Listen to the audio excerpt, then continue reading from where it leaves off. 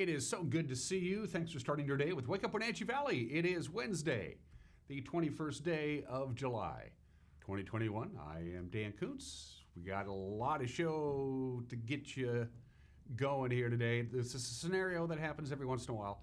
We got 5 pounds worth of programming in a 4-pound bag to put it in, but we're going to do our very, very best. And right out of the box, it's Winning Wednesday. And today, courtesy of our friends at RLS Productions, more tickets. Of course, they're doing their concerts on the campus, series of concerts on the campus of Wenatchee Valley College. And tomorrow night, it's a tribute band for Styx, the group Styx, who's actually coming to Wenatchee this fall, but that's another story altogether.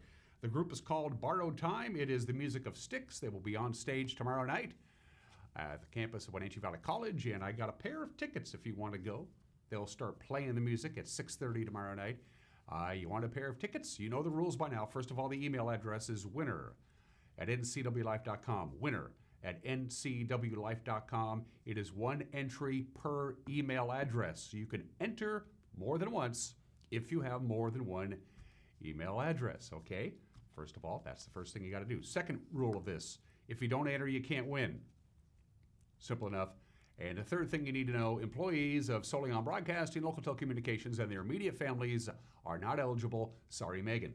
Again, it is the music of Styx. The group is called Borrowed Time. It is the RLS Concerts at the College Series. It is tomorrow night at 6:30. You want to win a pair of tickets? Winner@ncwlife.com. I will do the drawing at 10 o'clock. 10 o'clock this morning, all right? Winner@ncwlife.com. Again, one entry per email address. We check these things, okay? 64 degrees, still have the red flag warning. It continues until 10 o'clock tonight. Going to be very breezy today, downright windy. This is the one critical day that we've been circled on our calendar for a couple of days. Significant cold front is moving in. They even had some rain in Seattle yesterday. They haven't had that in a long time. And that cold air is going to come through those Cascade Gaps, and it's going to, well, it's going to cool us off. It's going to be almost comfortable. Our afternoon high is going to be actually right around normal as opposed to the 90s, which is what we've been having. But unfortunately, it's going to be quite windy most of the day today, and especially tonight. We're talking wind gusts in the valley at 30 miles an hour. Forecast details are coming up. We will have your latest news, including the latest happenings up in Mazama on that fire, now that we've pretty much dispatched with any information you need to know about the Red Apple Fire. However, the Commissioner of Public Lands, Hilary Franz, was in town yesterday, held a press conference near the site of the fire. Our cameras were there. We'll have a story with that, and we will have the complete press conference with Hilary Franz, Brian Brett, the chief of Chelan County Fire District Number 1, and Jason Browning, the director of Omi Gardens. They were all there, and we will have that entire press conference for you in the back half of the program. All right, let's start our tour around North Central Washington. As you can see, as you look out above the Sunny Slope area to Birch Mountain, that's what we're going to be looking at all the way through until the snow comes, that blackened, grayed out area of the Red Apple Fire. By the way, it's now back to natural, it's back to the local authorities. The local jurisdictions are now taking care of what's left of the fire. It's mostly mop-up and perimeter duty. So it's pretty much a done deal as far as containment's concerned. Of course, it's not out and won't be out until we need rain. And as Commissioner Franz said yesterday, that's what we really need, rain. And there is absolutely zero rain at all in the foreseeable future. Good morning to the Wenatchee Valley. Days are getting a little bit shorter. 92, by the way, was our high yesterday. And again, the average high temperature for this month, July of 2021, our average high each day, 94.9 degrees. That is off the charts. Unheard of since they began keeping the record. It has been an unseasonably hot July. Camera 2. Megan wants to go pay a visit to the top of McNeil Canyon. As we look out over Lake Chelan, you can see some of that smoke and some of that haze working its way down towards the Chelan area.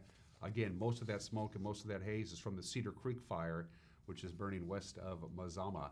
And you can see it's starting to work its way down south. We're okay, air quality. Air quality in the Medal Valley is hazardous. It's basically the air is unfit to breathe up there because they're much closer to the fire. So you can see that in the upper right-hand corner. Good morning, Lake Chelan from McNeil Canyon. Camera number 3. We say hello to Cashmere from the Apple Andes camera. You can see Steins Hill to your right, Mount Cashmere off into the distance, Mount Index. Good morning, Cashmere. Always good to see you. Camera's moving a little bit, must be a little breezy at the ridge above Apple Andes. Hello, Kashmir. Always a pleasure to have you guys joining us in camera 4. Oh, boy. Valley High? Yes, hello, Valley High. I went to Valley High. No, I didn't. I went to Wenatchee High.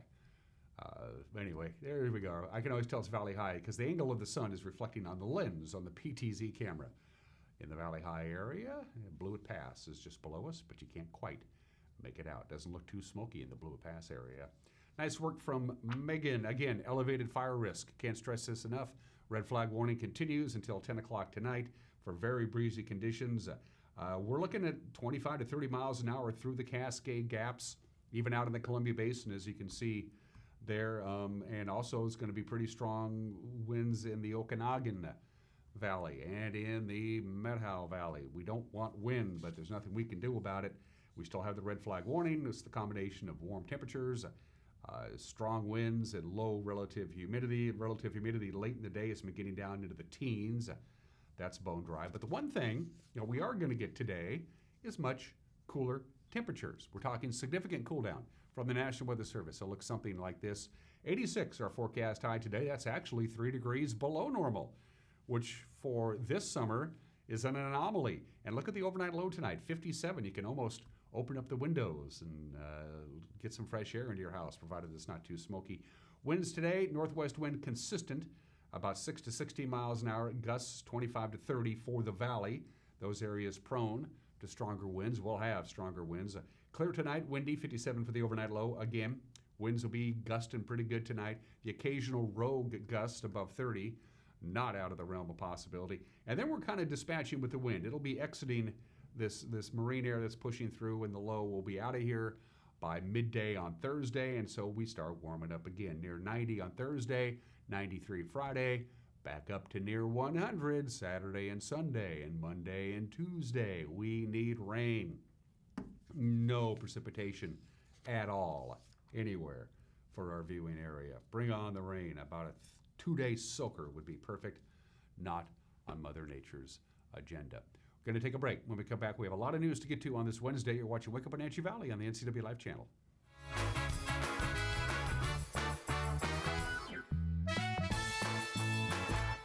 Kids are resilient. I just love their energy. They bounce back so quickly. I love the stories they tell. I love just their charisma, their character.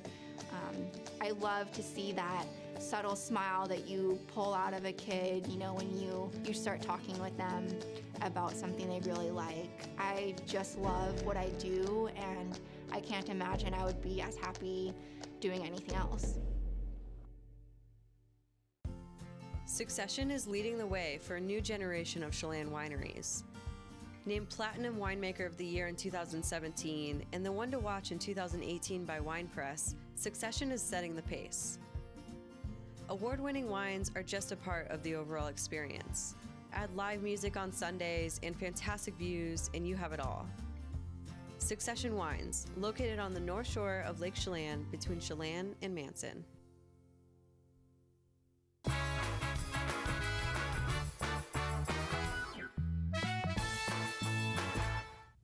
9 minutes after the hour on this Wednesday edition of Wake Up Wenatchee Valley. Clear skies, 64 degrees.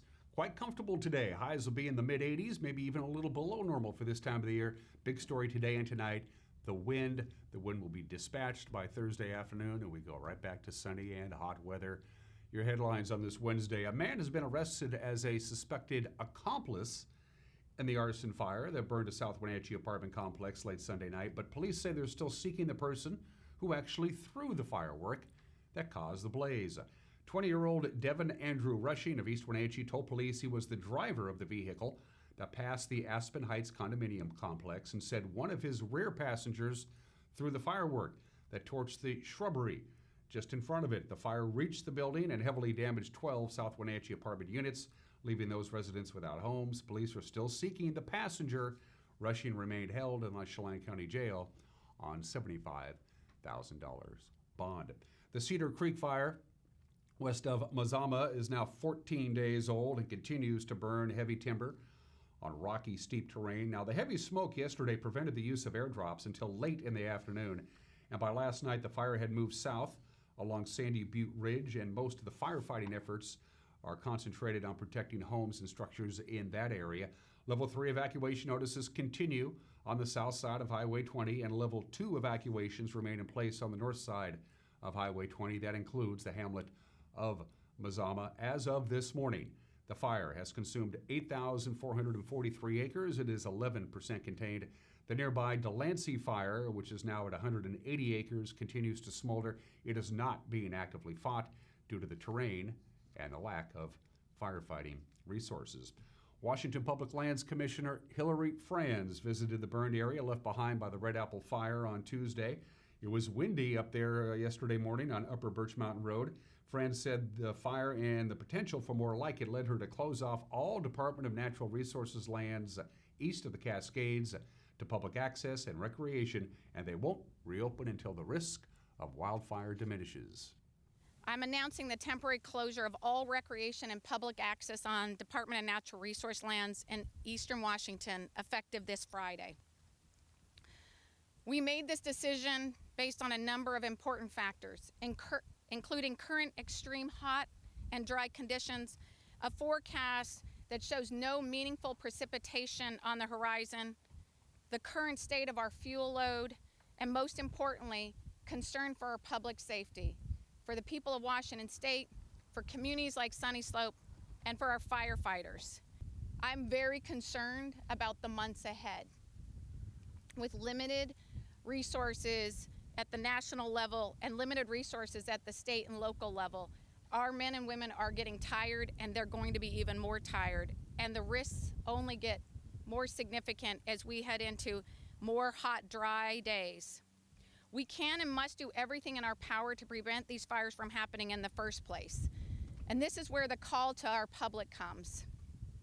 90% of our fires are caused by people. We need every single person of Washington State stepping in and being part of this team, this firefighting team, by preventing these fires in the first place. And once again, the complete press conference, also having Chief BRYAN Brett from Chelan County Fire District 1 and Jason Browning from Omi Gardens will air in the back half of this program. Our new restaurant called The Huck at Pybus will take over the space formerly occupied by Pybus Bistro at the Wenatchee Market. The Huck will be operated by Eric and Angie Decker, who own the Wild Huckleberry restaurants in Wenatchee and other locations. They'll serve food described as modern rustic American. The restaurant is scheduled to open September 1st. The Huck at Pybus will serve breakfast, lunch, and dinner, as well as cocktails and locally produced wines and beers. In other news, Pybus announced Monday that Farm, Face, and Body Anderson Family Farm would be closing its retail store at the market. That business has been at the Pybus since 2018. The Washington State Department of Corrections plans to establish a work release facility here in Wenatchee. The first public hearing on the matter will take place at 6 o'clock on August 11th. A work release facility serves as a bridge for incarcerated people preparing to return to the community, and it allows them to seek jobs outside while still serving their sentences. The expansion would serve detainees in all 4 north central Washington counties, with locations at the Chelan County Jail and the former Deaconess Building. The hearing will be held virtually. The public may also submit written comments to the Department of Corrections. Speaking of corrections, keeping the COVID-19 pandemic out of correction facilities provided quite a challenge in our state. The State Department of Corrections has reported 6,200 cases among prison inmates and 13 deaths. In Okanogan County, an outbreak in December affected 11 detainees and 4 staff members, but the Chelan County Regional Justice Center largely managed to dodge the virus. Our very own Jefferson Robbins asked Director Chris Sharp how that was accomplished, how he's keeping detainees safe. We have not had one positive case in our adults in custody. We have had a couple staff members, but obviously staff are out and about, and usually the people that are incarcerated are in jail. Once we feel like that they've done their quarantine that we've had, we feel safe moving around with other people. Early on, we implemented protocols right away. We isolated every person being booked into jail. We obviously had to put booking restrictions in because we only have about 38 isolation cells, so we could only take so many people a day in those cells. We started out with, the recommendation was isolate for 14 days. There was no way our small jail could do that. We would have been closed every day because we would have booked 15 and been closed. So then we went to 7. 7 wasn't working for us, so we went to 3. And then if anybody still had any of the symptoms at their 72-hour mark, med staff was checking them, and then they would stay longer. Some people did go through, individuals did go through 7 to 10 to 14 days of isolation just based on we thought, we did send some of those out to get tested. I think we've sent out about 25 people that our provider at the time thought this person needs to be tested to make sure, and every one of them came back negative. They didn't have it, so they either had the flu or they had something else going on. Vaccinations we've been doing for 4 months. So the clinic, Billy Tlaxon, our medical provider, she goes around and she asks people if they want the vaccination. She gets them signed up, and then the clinic actually sends volunteers in. The health department sends people in, and then they get the vaccine. We didn't really want to do the Pfizer or the Moderna because it was a 2-shot, and some of our people don't stay that long to get the second shot. So we were pushing for the Johnson & Johnson. Of course, what happened with the Johnson & Johnson early on, so it kind of put a damper on it at the beginning, but it was reapproved, and so that's what we've been doing. And some people do get incarcerated in the middle of their shots, and so they'll tell us, and so we line that up. If they had a shot a week before they got in, they're going to be here for 2 weeks, we get them their second shot. I will tell you, it hasn't been a big, it's not very popular. Most of the time we have 10 people sign up, and when the health department shows up, 2 people will actually take it for whatever reasons. I mean, again, personal choice. So when we're in there, they say they want it, and then when it comes down to pulling them out to get it, a lot of them have declined. I think we've probably vaccinated like maybe 25 people in them. And we're going to run that through August for sure with the health department. COVID's still out there. I mean, it hasn't been eradicated. And, so we're still trying to keep our people that are incarcerated safe, but our staff safe too from that. And finally, for you folks who plan on traveling the Anaat River Road, well, you're going to be slowed down quite a bit.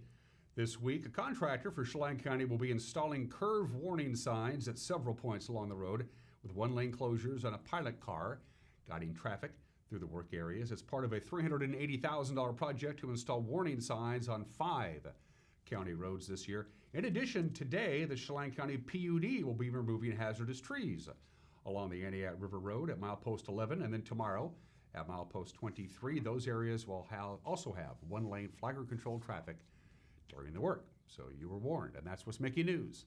At 17 minutes after the hour, we'll be right back at it again with the whole news team, gathering news, disseminating news, and delivering you the news at 5, 6, and 10 with the preview, the anchor, Grant Olson. Good morning, Dan. Coming up tonight on the NCW Life Evening News, windy and cooler today with much warmer temperatures expected again by the end of the week and the weekend. I'll have all the details in your complete North Central Washington weather forecast. And in sports, Eric Granstrom has the latest on the series between the Apple Sox and Walla Walla, as well as the Mariners series with the Rockies. That and all the day's news stories coming up tonight at 5, 6, and 10 on the NCW Life Evening News. We hope to see you then. Dan? Thanks, Grant. Don't forget to get a hold of us if you got a news tip or you just want to drop us a note and say hi. You can email us news@ncwlife.com. You can go to our Facebook page and get a hold of us that way. You can go to our homepage and get a hold of us that way at ncwlife.com. And don't forget, before 10 o'clock, I'll be giving away a pair of tickets to see Borrowed Time, that tribute band for the music of Styx. It's tomorrow night as part of the concerts at the college, and I'll let you know how you can win those before this show is over this morning. Going to take a break. When we come back, sports, good day for the Mariners, even better day for the Apple Sox. Sports is well bit away. You're watching Wake Up in Wenatchee Valley on the NCW Life channel.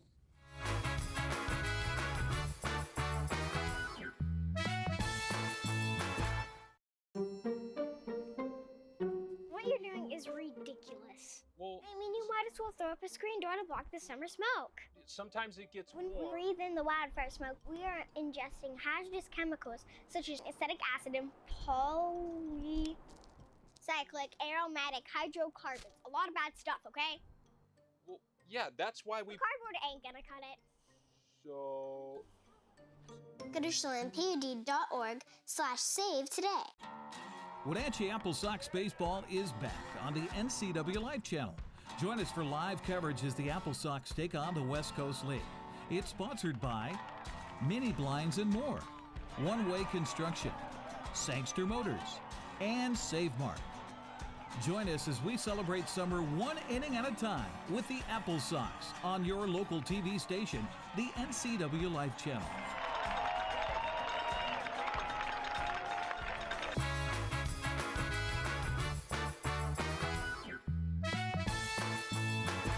20 minutes after the hour, sports. First came the announcement Seattle was going to get an expansion franchise in the NHL. Then they hired a coach, then they hired a GM, and they got their name, the Kraken. What's left? Well, players.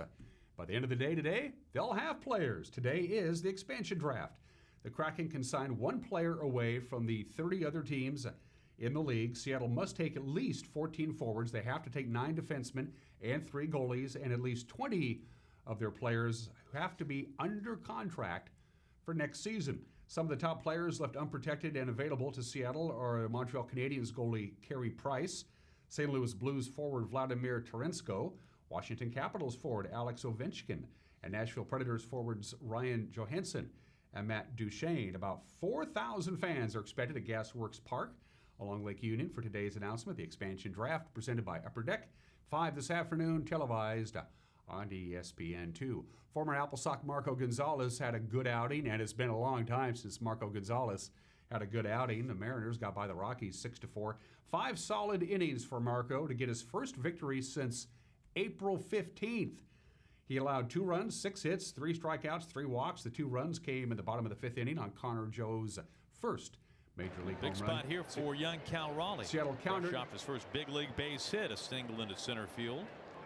Jumping on the first pitch, laced out to right center field. Seager is in. Franz motors into third. They're waving Franz home. Here's the throw. He's safe, and we are tied thanks to Cal Raleigh. His first ribbies in the show. Next up, Dylan Moore, a 2-run shot, and that gave the Mariners their first lead of the game. Big spot right here, 3-2. 2 outs and a runner at third in a 2-2 ball game. Top of the 6th, the pitch from Marquez. Swing on, long drive. Left field, it's got carried. There it goes. A 2-run homer by Dylan Moore, and the Mariners have a 4-2 lead in Denver. Dylan Moore with home run number 9. RBIs 29 and 30 out of baby. 4-2 Seattle. Outstanding. France provided some much-needed run support in the Mile High City come the top of the 7th inning. 2-1 for France. France out towards left center field for a base hit. Terens is in. Kyle Seager is pedaling home. Seager scores standing. France, his second hit tonight, drives in a pair, and the Mariners lengthen the lead. It's 6-2 in the 7th inning. And he makes a mistake. Slider just kind of spinning in the middle of the plate. Didn't do much, and he barrels it up. 21st double for Ty. Drives in a couple of runs. In that ballpark, keeps scoring. C.J. Cron had a 2-run home run in the 8th inning, but Kendall Graveman got out of the jam in the 9th inning for the save. Manager Scott Service talked about Marco Gonzalez's efforts last night. The key to tonight's game was really Marco Gonzalez. There's no question about it. He got us off to a good start. Kind of looked what we're used to. He looked like what we're used to seeing out of Marco. I thought the cutter was a bigger pitch for him tonight. It had a little bit more break to it. He got some ugly swings on it, which is a good sign. I thought he did a heck of a job, and made the one mistake there in the 5th inning for the 2-run homer to Joe. But other than that, I was really, really encouraged, happy the way he threw the ball. And then our bullpen, they continues to do a really good job. I know Seawald, gave up a couple, but those guys have been really solid. They really don't waffle. They just keep doing their thing, and they're going to give up a run here or there. That's going to happen. But nice night for Cal Raleigh as well. I knew that first hit was going to come. He's swinging the bat really good. His at-bats have been good, but continues to do a really nice job behind the plate. Big caught stealing in the 1st inning to help Marco kind of work through that one, and obviously the big 2-run double after the earlier single. And France keeps driving him in. It was a good ball game.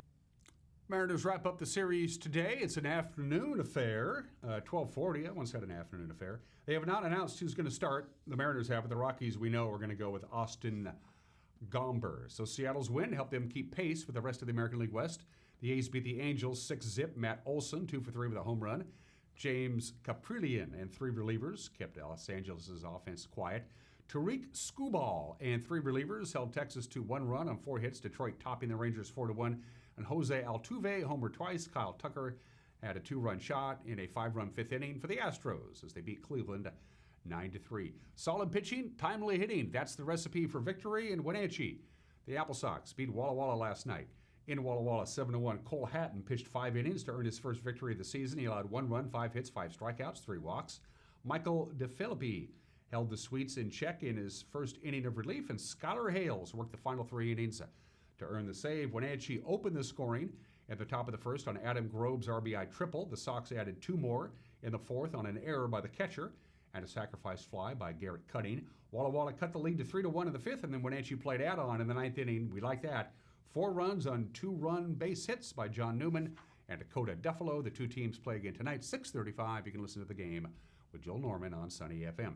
Another West Coast League play last night. Leo Mosby's 2-run home run capped a 4-run third inning for Portland. The Pickles beat Cowlitz 8-2 in Yakima. Noah Williamson 2 for 4 with a run, RBI and a triple. The Pippins beat Bend 4-2. Tanner Jaquez's solo home run in 4-run fifth inning for Ridgefield. Raptors beat Port Angeles 6-2. Carson Walters worked 5 2/3 innings of relief with 8 strikeouts for the win.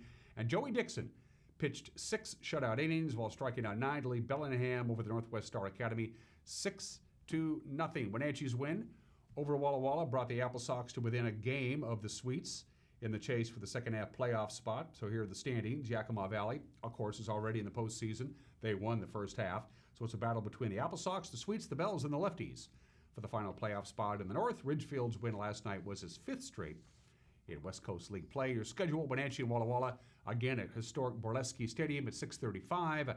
You got Bend at Yakima Valley, Ridgefield at Port Angeles, Portland at Cowlitz, and Bellingham hosts the Northwest Star Academy.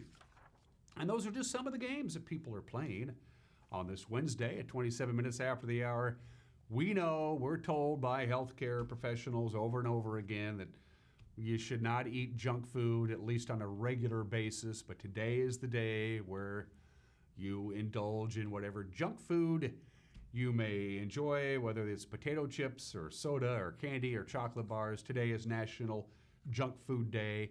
The term junk food didn't really come into the conversation, into the parlance until the 1970s, but going all the way back to the Middle Ages, people were eating junk food. The peasants, the people who had no money, they were eating the healthy stuff. They were eating grains and fruits and vegetables and fish. And the noblemen, the rich people, were eating white bread and cakes and pies and copious amounts of meat. So ironically enough, the people who didn't have any money, who had to grow their own food just to eat to survive, had healthier lifestyles and lived longer than the rich people who ate garbage and would get, scurvy and rickets and their teeth would fall out, stuff like that. So enjoy junk food. We all indulge in junk food. Go back and play the Larry Croce song, Junk Food Junkie from 1976. It's a pretty funny song. It's about a guy who talks about eating all this good, healthy stuff, and then he goes home at night and scarfs down burgers and chicken and fries and pizza. Happy National Junk Food Day today. Not necessarily fast food, just junk food. 28 minutes after the hour today in history. All Dayton, Tennessee wanted was tourists. They wanted tourists. They wanted to bring people to their tiny little sleepy town in Dayton, Tennessee. They could have just made it a Bavarian village, but no, they decided to do this trial instead. This was all rigged. It was all big publicity. High school biology teacher John T. Scopes, on this date, was found guilty of teaching human evolution in classrooms. He was fined $100. William Jennings Bryan and Clarence Darrow were the 2 most famous attorneys in America, and they argued for and against Scopes. The whole thing was a big setup, but it worked. Hundreds and hundreds of people came to the sleepy little town of Dayton, Tennessee to watch the famous Scopes trial in 1925. There you go. Probably would have been better if they just built a Bavarian village, but we won't get into that. The Scopes trial came to an end 96 years ago today. By the way, he won on appeal, but nobody cared after that. Everybody went home. 62 years ago today, under intense pressure from the Massachusetts Committee Against Discrimination, they were investigating the Red Sox. Major League Baseball was putting pressure on the Red Sox. It was finally time. The Red Sox became the last team to integrate when Elijah Jerry Pumpsy Green became the first African American to play for the Boston Red Sox. The Red Sox finally integrated after Jackie Robinson integrated the game 12 years before. He came in as a pinch runner. So finally, the Red Sox. And this was some, if you pardon the pun, shackles that the Red Sox had to deal with for a long time. It took them way too long to integrate their team, but they finally did it. Speaking of baseball, today's the day. Today's the anniversary, the 33rd anniversary of the Seattle Mariners, who traded hometown hero, designated hitter Ken Phelps to the New York Yankees. In return, the Seattle Mariners got Jay Buhner. Ken Phelps, a Seattle native, local hero for the Mariners, pretty popular guy. For a lot of people, they thought this was a bad trade. Well, it was a bad trade for the Yankees. Ken Phelps bounced around Major League Baseball for a bunch of different teams for a few more years. Jay Buhner would play 13 and a half seasons for the Seattle Mariners, became a fan favorite, is now inducted into the Seattle Mariner Baseball Hall of Fame. You're welcome, Mariner fans. And finally, we talked about this last week when the space shuttle Atlantis actually took off, launched from Cape Kennedy. Well, it landed on this date 10 years ago today. The space shuttle Atlantis landed, and that was the end of the space shuttle program. And here is the nighttime landing.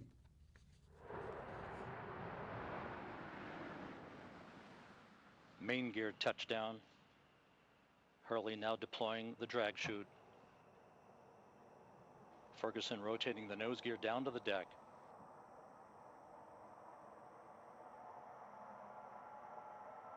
Nose gear touchdown.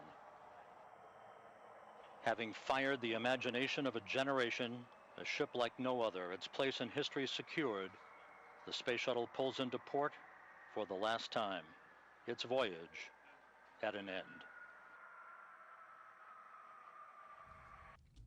Little dramatic, wouldn't you say? Anyway, 10 years ago today, the space shuttle program came to an end. They only sent 4 astronauts up, and all they did was resupply the International Space Station.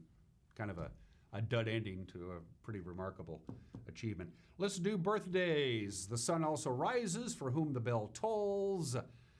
A farewell to arms, and the old man and the sea. Ernest Hemingway, born in the state in 1899, killed himself in his cabin in Ketchum, Idaho, at the age of 61 in 1961. The Old Man of the Sea was one of the very first books my dad actually made me read, and I'm glad he made me do it. Ernest Hemingway. Don Knotts, always be known as Deputy Barney Fife, the most inept, hypertensive law enforcement officer in the history of television. He won 5 Emmy Awards, 5 of them, portraying Barney Fife on the Andy Griffith Show. He was born in West Virginia in the state of 1924, died in 2006 at the age of 81. We miss Don Knotts.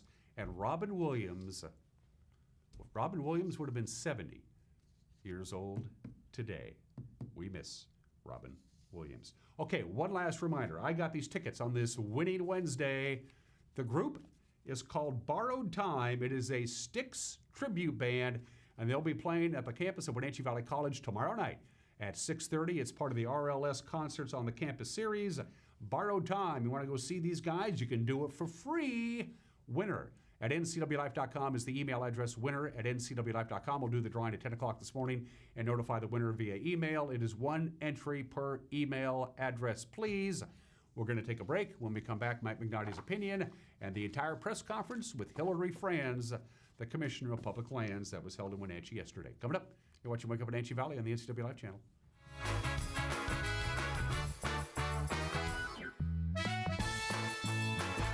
Contractors, furniture makers, and weekend do-it-yourselfers around north central Washington will tell you that Lombard's Hardwood Supply is the place to get what you need. Lombard's full millwork shop can handle jobs large or small. Lombard's has a full line of interior and exterior doors available, as well as custom barn doors. From alderwood to zebrawood and everything in between, it's Lombard's Hardwood Supply on School Street in Sunny Slope. Like us on Facebook and check out our monthly special. Your search. Chelan Wireless is your Verizon authorized retailer featuring the latest iPhone and Android devices. Personal or business, they have the plan and the customer service you're looking for. In these challenging times, Bear Foods is open and ready to help. From health to diet to home, we are here to take care of your needs. Bear Foods, the good food store. From home furnishings to the latest in home entertainment technology, Deepwater Home and Electronics can provide the selection and a connection for your wireless world.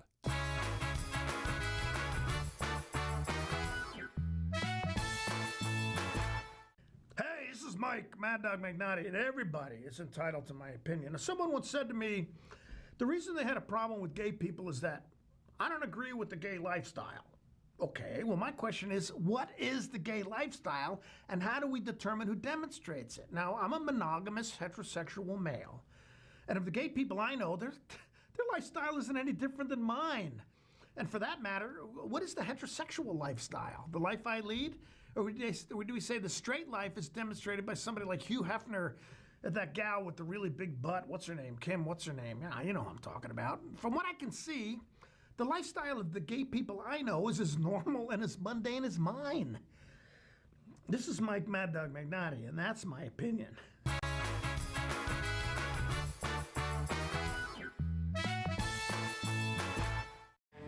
You're in Ford country, land of Pat Armstrong, Ford Lincoln, home of the lifetime warranty. That'll sure get you thinking you need a new truck, an SUV, a car to take in on the scenery. Mountains, rivers, slopes, or streams, you might as well see them from the truck of your dreams. You're in Ford country, land of Pat Armstrong, Ford Lincoln. You're in Ford country.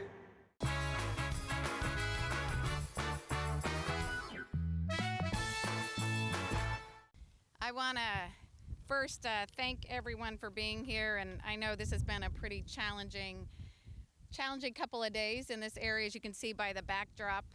Another fire in this community, another difficult set of days and nights with an enormous amount of support and resources and hard work by our local firefighters, our state and federal partners. And as you look around at the aftermath of the Red Apple Fire, it's become clear that communities like Wenatchee and others across this state, across eastern Washington, are in significant wildfire risk and danger. I'm relieved to say that the Red Apple Fire has been over 80% contained and evacuations have been lifted. I know it's been a trying couple of days. I know late last week when it first hit, we were very concerned about the wind. We were concerned about the evacuations and proximity to homes. We were also concerned about how many other fires we have on the landscape currently, and we're just in early July. It's obviously our ability to be able to say we're 80% contained, and this fire we're able to put to rest very soon and move on to the next one is because of the tireless efforts of our local firefighters, our state firefighters, and our federal firefighters who moved quickly and without hesitation in the face of incredible danger to protect the lives and properties of this community. I want to thank the residents of Washington, Wenatchee, Kashmir, and obviously Sunny Slope neighborhood for their partnership. I know these are scary times. I know every fire season now has become a moment of fear for many communities like Sunny Slope. We would not be where we are today without their support, their trust in our firefighters, and their cooperation. The outcome here is also a testament to the readiness and commitment of our agency, our local firefighters, and our federal partners to deploy resources quickly and strategically. The story of this fire is one of resilience. We had a Type 3 team holding down a Type 1 size incident until help could arrive and complete rapid response. Our expanded fleet of air resources proved to be also a difference, showing once again that a strong initial attack with the swift deployment of air resources is the path forward to fighting back against Washington's annually escalating wildfire crisis. I had the opportunity to talk with a number of local fire chiefs right before this and about how important that partnership is, about making sure that at the local level we have firefighters ready to be deployed immediately, and how our state agencies can work quickly to bring in the air resources and other leadership we need. The issue of having a Type 3 holding down a fort until a Type 1 size incident team comes in is not new to this year. We experienced the same thing last year. We will continue to experience that until we ensure that we have the leadership training at all levels, type 1, type 2, and type 3 in Washington state, and frankly nationally, as we see many of our western states are now in a similar crisis that we're having. On air resources, we have bolstered our air resources like no other year before. We know with the significant drought, we know with the early onset of fire season here, and we know that many of the states across the West Coast are struggling with the same challenge we have of early and long fire season. We needed to make sure we had critical air resources available exclusively for Washington state, so when we needed them, we could call on them and we would have them available. We have currently a total of 25 aircraft at our disposal on exclusive contract. This is going to be absolutely essential as we move forward with this fire season. I just can't say enough how grateful I am for the strong partnership we have with our local, state, and federal agencies in being able to get on these fires quickly. Already there have been over 900 fires statewide, with an estimated 140,000 acres burned. This is just shy of the total amount of acres that burned in all of 2019, and we aren't even in August yet. I know when I talk to firefighters, fire chiefs across the state, and they say they haven't seen conditions like this in all of their 35 years of fighting fires this early and this challenging. And our firefighters are feeling the strain, working 16-hour days under incredibly dangerous conditions. We've already seen 3 firefighters injured, one of them my own, severely injured during this fire season. I'm very concerned about the months ahead. With limited resources at the national level and limited resources at the state and local level, our men and women are getting tired, and they're going to be even more tired. And the risks only get more significant as we head into more hot, dry days. We can and must do everything in our power to prevent these fires from happening in the first place. And this is where the call to our public comes. 90% of our fires are caused by people. We need every single person of Washington state stepping in and being part of this team, this firefighting team, by preventing these fires in the first place, taking on ownership of making sure we don't start these fires and protecting these communities and protecting our firefighters. And that's why today I'm announcing the temporary closure of all recreation and public access on Department of Natural Resource lands in eastern Washington, effective this Friday. We made this decision based on a number of important factors, including current extreme hot and dry conditions, a forecast that shows no meaningful precipitation on the horizon, the current state of our fuel load, and most importantly, concern for our public safety, for the people of Washington state, for communities like Sunny Slope, and for our firefighters.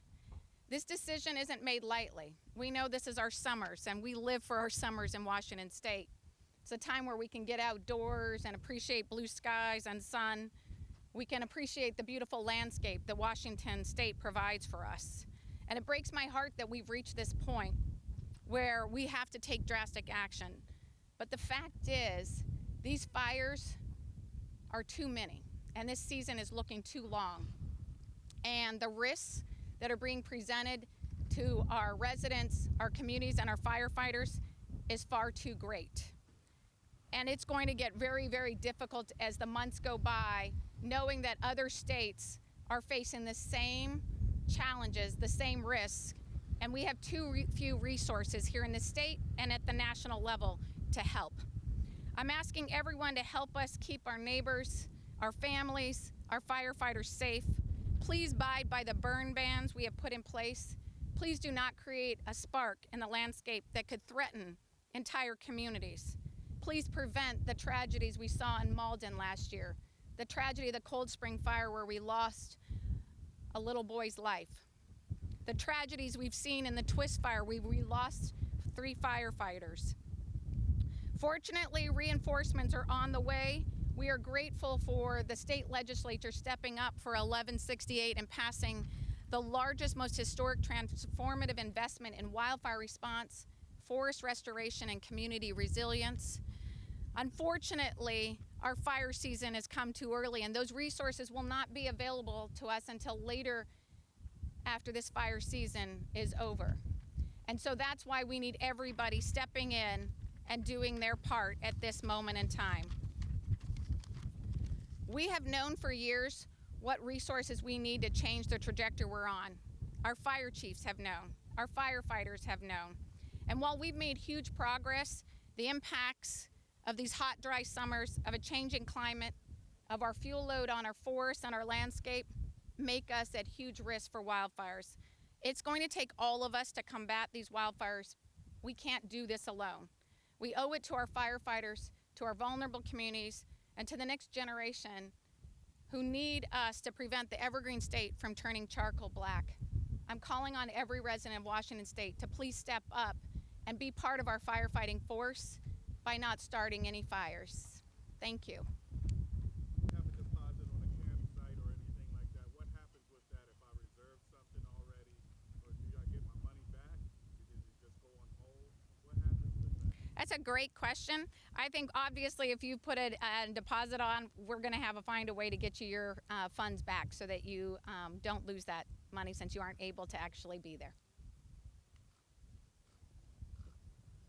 And with that, can I piggyback off of that as far as how much money is the state projected to lose with closing of the campgrounds and these sites and parks? Do you know? Do you have I don't have that amount. Obviously, it's based on the number of people that are going out. What I would just say to you is that we spent over $300 million in 2015 in fighting wildfires.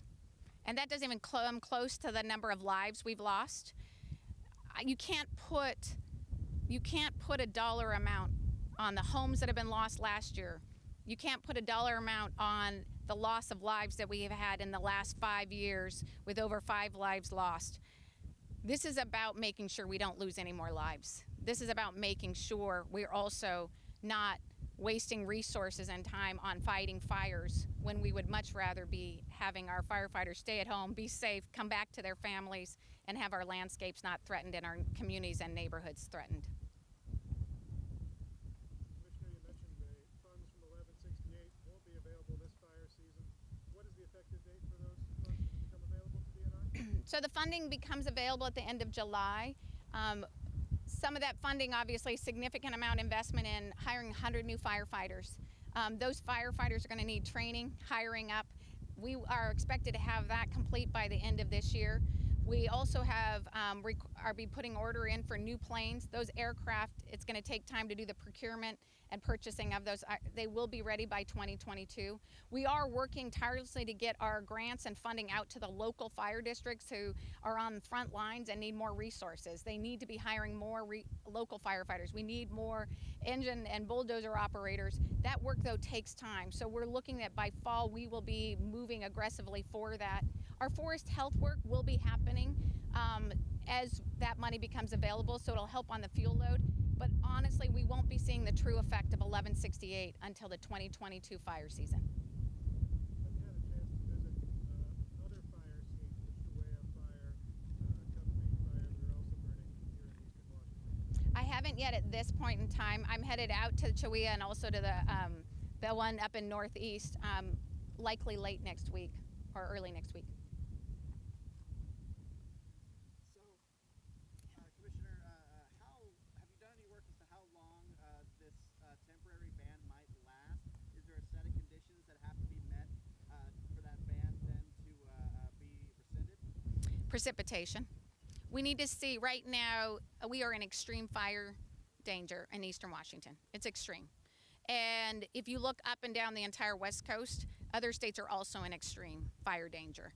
We need us to move from that extreme fire danger to one that is less risk for us to feel safe that we can actually open up those lands again. We didn't make this decision lightly. It's because we have seen an increase in the number of fires started by people on our lands, and the danger has been growing, and it grows as the fire danger and the heat and dry hot weather and wind continues through the next month with no precipitation on the horizon. I think it's also important that if Washington stood alone as the only state in fire danger, it would be a far different situation. But we are not the only one. We've got Oregon right now battling a 360,000 acre fire. We've got fires in California, Arizona, Montana. Every one of them is deploying all of their state resources they have, which is too few to begin with, and calling on federal resources to be brought in. There aren't the resources in the system, and we're in mid-July. I'm used to seeing a list of the fires that we see right now, currently in Washington State, in mid-August, not mid-July. And I'm nervous and very concerned about what mid-August is going to look like if we're experiencing what we usually see in mid-August now. And to know that we are tapped out in getting resources at the federal level and trying to find them, and we're not alone in that, it means we got to do everything to prevent the fire from ever starting.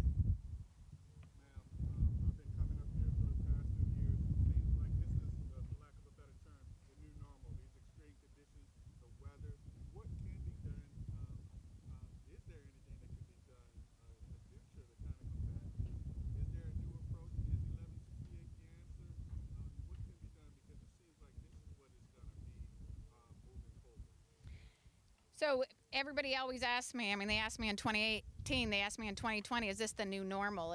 And I think I had hoped in 2018 that the 2018 1,850 fires, 400,000 acres burned, that was an anomaly. But the reality is 5 out of the last 6 years have been catastrophic fire season.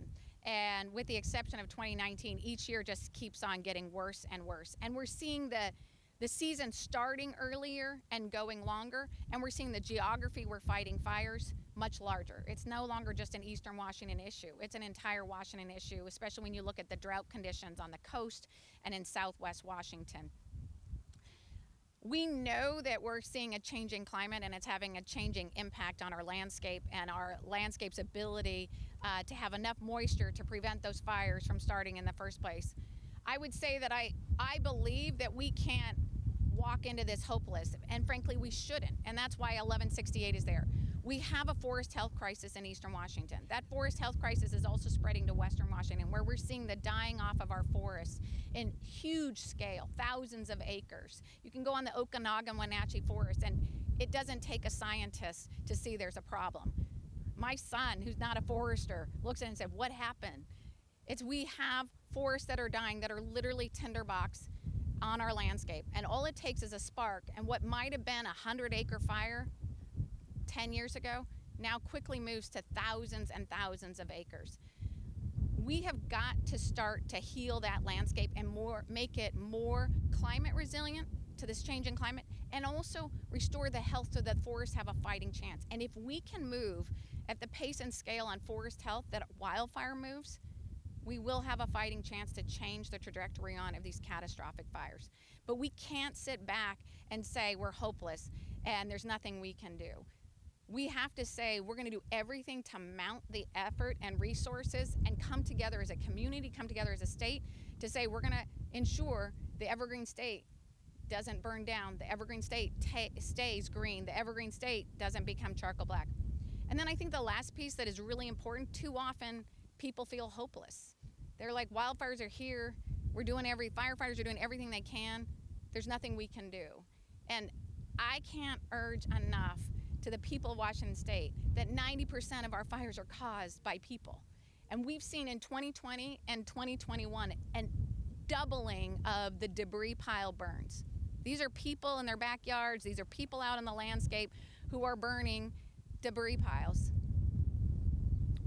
The conditions are too hot and dry now in May and June and July for those kinds of activities. And so we need people to realize that how they used to engage on the landscape doesn't work right now when it's this hot and dry. And them to take that ownership and responsibility. And then I think the last part is communities like the one behind us, that where fire continues to burn and the risks are high. We have communities throughout the state that have higher risk than Paradise, California, and that risk is growing, and the number of communities that are at risk is growing as well. Is being able to take the steps to make those communities more resilient, to make those homes more resilient by creating that defensible space. I mean, we all learned in 15 months how to take steps to create defensible space around our bodies, to be able to protect ourselves, our families, our neighbors, our first responders, we now need to take on that same kind of responsibility in the case of wildfire, saying my home has the ability to be more resilient to fire, and I have a responsibility to take steps for myself and my family to keep safe, and for my neighbors, and for our first responders, our firefighters who are putting their lives on the line for us. I want to say thank you as you come up. I mean, it's a testament to our work. DNR could not be a successful fire agency if it didn't have every one of our local fire districts putting everything they have on the line to respond in a moment's notice. You help us be a better firefighting agency as you know your community, you know the challenges, you know the risks, and the partnership keeps getting better every single year. That's one of the good things about these fires is we learn each time and we improve each time. I'm thrilled about House Bill 1168 because we are going to be moving money down into our local fire districts like yours to ensure that you have the firefighters trained and ready, you have the equipment ready and needed, and we can be even stronger team together. So thank you for all your work. Thank you, Commissioner. Yeah. Thank you so much. We are very excited about House Bill 1168 as well. As you can see from the landscape behind us here, we really appreciate the leader's intent from Commissioner Franz. Our cooperators' partnerships have never been better. The response from the Department of Natural Resources, Bureau of Land Management, Forest Service, local fire districts, and especially our local volunteers who all came in here.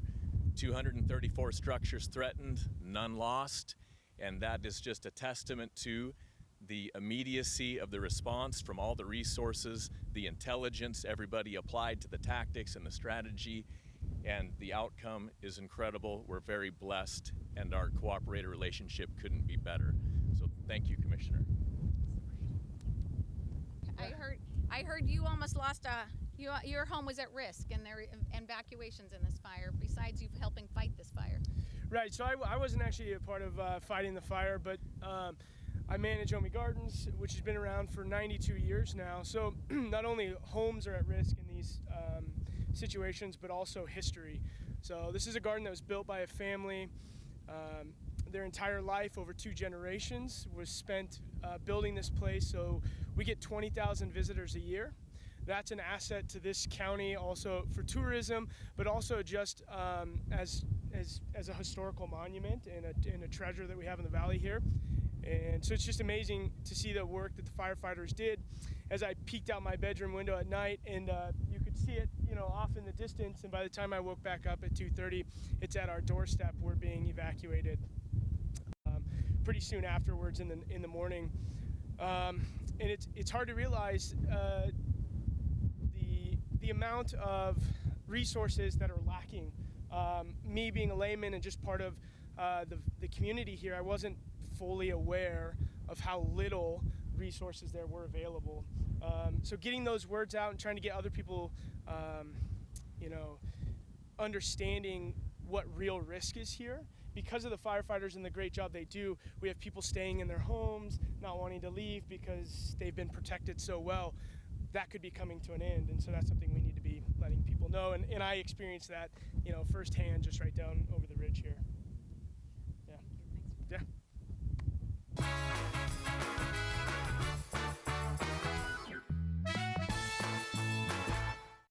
Getting ready for the boating season is easy with the help of Bombfile Boats and Motors. With marine technology changing fast, the service department stays up to date with the newest developments and factory certifications. They have what it takes to make boating fun and hassle-free for the summer. Then as that garage and driveway fill up in the fall, one call is all it takes to learn about their convenient service and storage packages. Now's the time to call and find out why Washington boaters have been trusting Bombfile Boats and Motors to service, store, and maintain their boats for over 70 years.